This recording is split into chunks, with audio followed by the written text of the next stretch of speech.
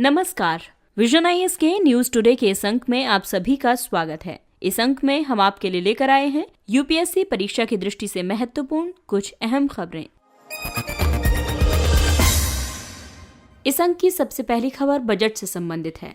Budget में स्वामित्व योजना के लिए 200 करोड़ रुपए का प्रावधान किया गया है। गांव का सर्वेक्षण एवं ग्रामीण क्षेत्रों में उन्नत प्रौद्योगिकी के साथ मानचित्रण यानी स्वामित्व योजना, ये केंद्रीय क्षेत्र की योजना है। इसका उद्देश्य गांव में अधिवासित ग्रामीण क्षेत्रों में घरों में रहने वाले ग्रामीण गृह स्वामियों को अधिकार अभिलेख प्रदान करना और संपत्ति स्वामियों के लिए संपत्ति कार्ड जारी करना है।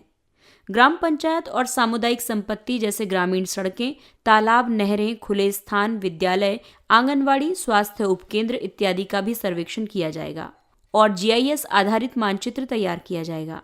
आपको बता दें कि पंचायती राज मंत्रालय इस योजना के कार्यान्वयन के लिए नोडल मंत्रालय है। आइए अब योजना के महत्व को जानते हैं। ये योजना ऋण और अन्य वित्तीय लाभ लेने के लिए ग्रामीण भारत में नागरिकों द्वारा अपनी संपत्ति को वित्तीय संपत्ति के रूप में उपयोग करने में सक्षम बनाएगी। इससे वित्तीय स्थिरता सुनिश्चित होगी। ग्रामीण नियोजन के लिए सटीक भूमि रिकॉर्ड का निर्माण होगा। संपत्ति कर का निर्धारण सुनिश्चित होगा। संपत्ति संबंधी विवादों और कानूनी मामलों में कमी होगी। सीमांकन ड्रोन सर्वेक्षण तकनीक का उपयोग करके किया जाएगा। भारतीय सर्वेक्षण विभाग सभी पैमानों पर राष्ट्रीय स्थलाकृतिक डेटाबेस तैयार करने के लिए उत्तरदायी है। इसके अंतर्गत स्थलाकृतिक मानचित्रण के लिए हवाई फोटोग्राफी, ड्रोन, उपग्रह से प्राप्त चित्र का प्रयोग करते हैं और मानव रहित विमान या ड्रोन प्लेटफॉर्मों जैसी प्रौद्योगिकी का उपयोग भी किया जाता है। अगली खबर नदी प्रदूषण से संबंधित है। आईआईटी कानपुर के एक अध्ययन के अनुसार लॉकडाउन के दौरान गंगा नदी में भारी धातु की सांद्रता में 50% तक की कमी हुई थी।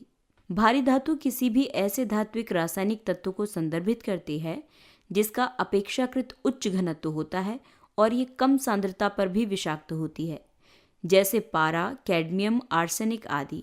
5 ग्राम प्रति सेंटीमीटर क्यूब से अधिक का घनत्व सामान्य तौर पर उपयोग किए जाने वाला मापदंड है। भारी धातुओं के मानव जनित स्रोत औद्योगिक और घरेलू अपशिष्ट, कृषि एवं पशुधन और परिवहन द्वारा उत्सर्जित होते हैं। इनके प्राकृतिक स्रोत ज्वालामुखी गतिविधि, मृदा और जल से धातु का वाष्पीकरण, मृदा अपरदन, भूवैज्ञानिक अपक्षय आदि हैं। इस अध्ययन के अनुसार गंगा में औद्योगिक अपशिष्ट जल के प्रवाह को कम करके नदी के जल में भारी धातु संदूषण को कम किया जा सकता है। ऐसा अनुमान है कि औद्योगिक अपशिष्ट जल गंगा बेसिन में उत्पन्न अपशिष्ट के कुल परिमाण का लगभग 20% योगदान करता है। लॉकडाउन में कृषि अपवाह और घरेलू सीवेज का गंगा नदी में प्रवाह लगभग पहले जैसा ही रहा है, जबकि विभिन्न उद्योगों से अपशिष्ट का स्राव नगण्य था। भारी धातु जनित प्रदूषण से अधिकांश भारी धातुएं मनुष्यों और जलीय जीवन के लिए विषाक्त होती हैं। इसके साथ ही भारी धातु विषाक्तता की स्थिति ऊर्जा के स्तर को कम कर सकती है और मस्तिष्क, फेफड़े, वृक्क, यकृत, रक्त निर्माण प्रक्रिया और अन्य महत्वपूर्ण अंगों की कार्यप्रणाली को क्षति पहुंचा सकती है।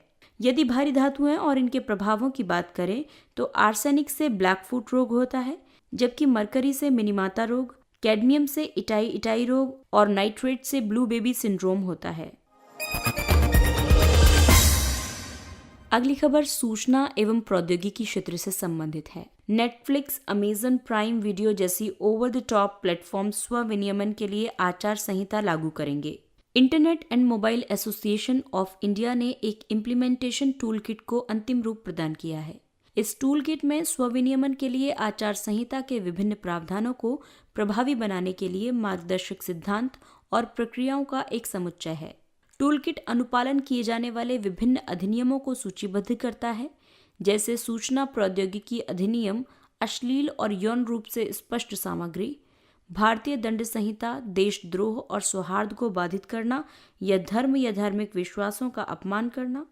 तीसरा है स्त्री अशिष्ट रूपण प्रतिषेध अधिनियम और न्यायालय अवमान अधिनियम 1971 आदि।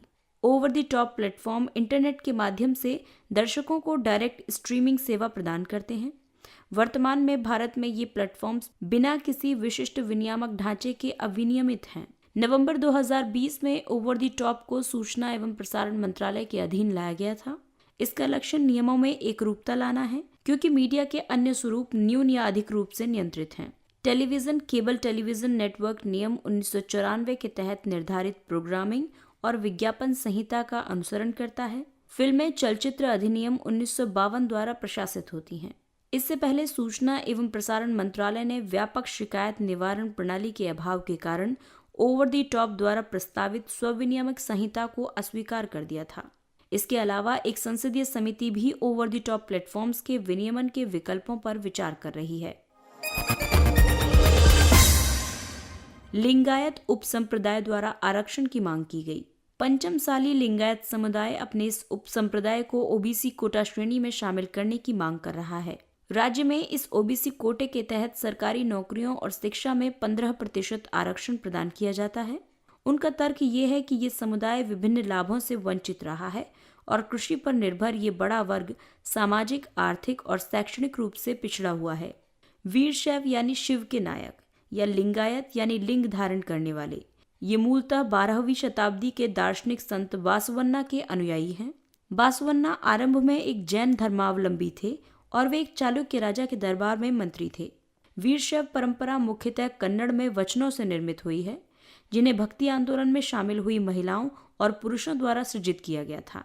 लिंगायत अनुयायी लिंग को शिव का प्रतीक मानकर उनकी आराधना करते हैं और पुरुष अक्सर बाएं कंधे पर चांदी की पेटिका में छोटा सा लिंग धारण करते हैं। वे धर्मशास्त्रों में उल्लिखित अंतिम संस्कार विधियों जैसे शवदाह संबंधी विधि का पालन नहीं करते हैं। इसकी बजाय वे प्रथागत रूप से मृतकों को दफनाते हैं। उन्होंने जाति प्रथा के विचार को चुनौती दी और परिपक्व आयु में विवाह और विधवाओं के पुनर्विवाह जैसी प्रथाओं को प्रोत्साहित किया। इन्हें एक हिंदू उपजाति के रूप में वर्गीकृत किया गया है। अमेरिका संयुक्त राष्ट्र मानवाधिकार परिषद में दोबारा शामिल होगा। हाल ही में पेरिस समझौते और विश्व स्वास्थ्य संगठन में दोबारा शामिल होने के बाद अमेरिका संयुक्त राष्ट्र मानवाधिकार परिषद का दोबारा सदस्य बनने की योजना बना रहा है। आपको बता दें कि अमेरिका ने वर्ष 2018 में यूएनएचआरसी की सदस्यता का त्याग कर दिया था। यूएनएचआरसी की सदस्यता त्यागने के पीछे कई कारण थे, जिसमें इजराइल पर असंगत रूप से ध्यान केंद्रित करना, इसकी वजह से परिषद द्वारा उसके विरुद्ध सर्वाधिक संख्या में प्रस्ताव पारित किए गए हैं।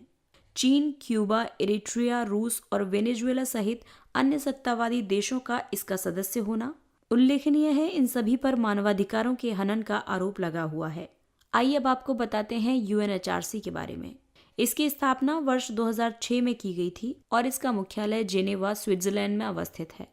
इसका उद्देश्य मानवाधिकारों की रक्षा करना और कथित मानवाधिकारों के उल्लंघन की जांच करना है। यूएनएचआरसी में क्षेत्रीय समूह के आधार पर 47 सदस्यों का चयन किया जाता है और ये क्षेत्रीय समूह हैं अफ्रीका, एशिया प्रशांत, लैटिन अमेरिका और कैरेबियन, पश्चिमी यूरोप और पूर्वी यूरोप।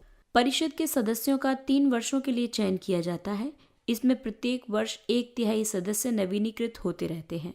भारत भी यूएनएचआरसी का सदस्य नियुक्त हुआ है। भारत का कार्यकाल 1 जनवरी 2019 से आरंभ हो गया है। आइए अब नजर डालते हैं कुछ संक्षिप्त किंतु महत्वपूर्ण खबरों पर। धन्यवाद प्रस्ताव।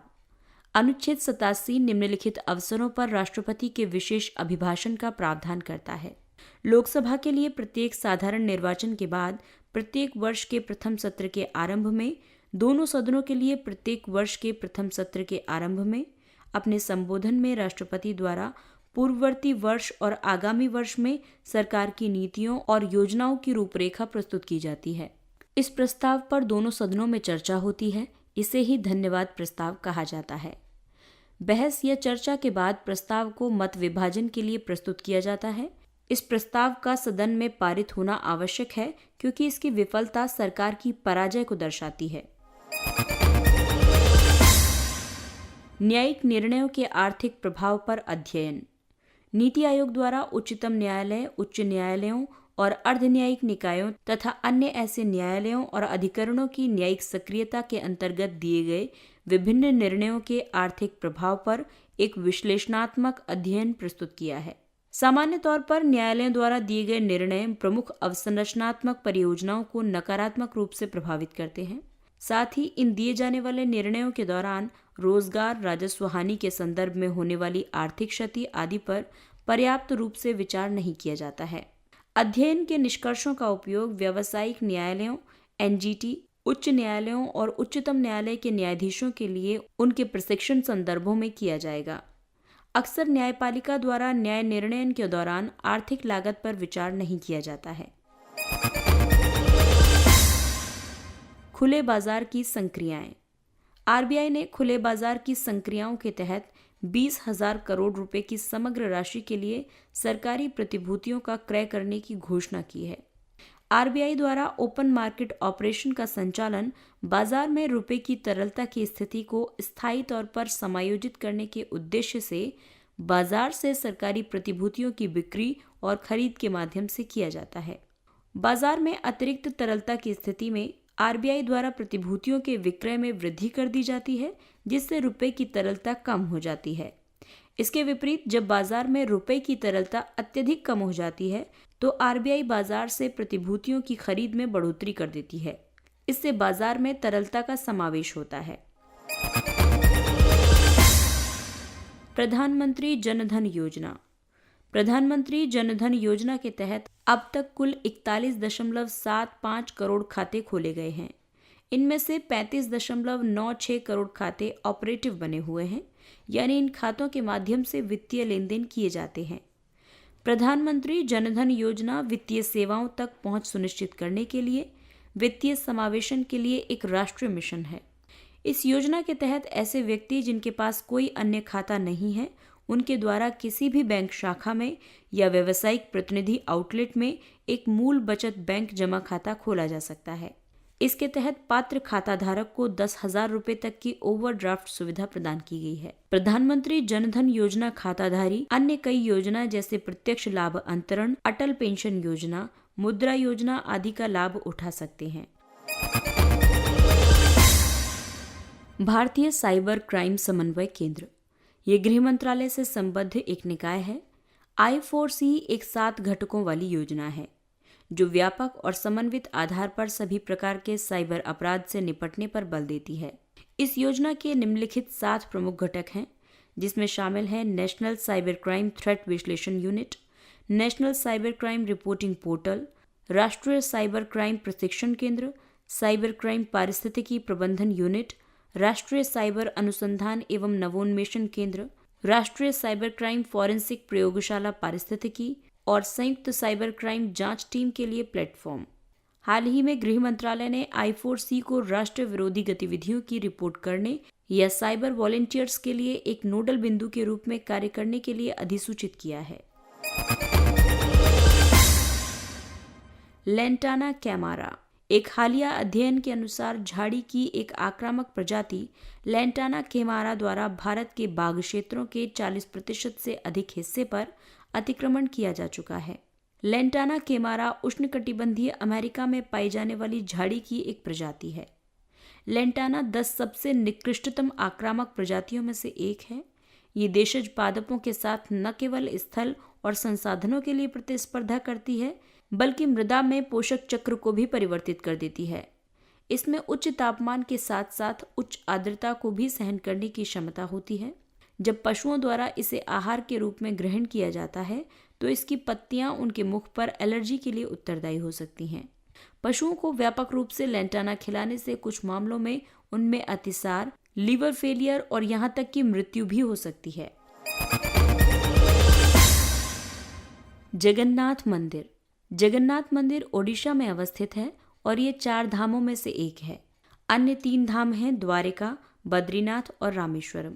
इस मंदिर के मुख्य देवता भगवान जगन्नाथ, देवी सुभद्रा और उनके ज्येष्ठ भ्राता बलभद्र हैं। उनकी प्रतिमाएं काष्ठ से निर्मित की गई हैं। इस मंदिर का निर्माण वास्तुकला की कलिंग शैली में 12वीं शताब्दी में गंग राजवंश के अनंतवर्मन चोडगंग देव द्वारा किया गया था। मुख्य मंदिर का निर्माण इस प्रकार से किया गया है कि दिन के किसी भी समय मंदिर की छाया भूमि पर नहीं पड़ती है। रथ यात्रा और बहुड़ा यात्रा इस मंदिर से संबंधित मुख्य त्योहार हैं। इसके साथ ही ये अंक समाप्त होता है। अगले अंक में फिर मुलाकात होगी कुछ अन्य महत्वपूर्ण खबरों के साथ। तब तक अपना ख्याल रखिए, सुरक्षित दूरी बनाए रखिए, मास्क पहनिए। नमस्कार।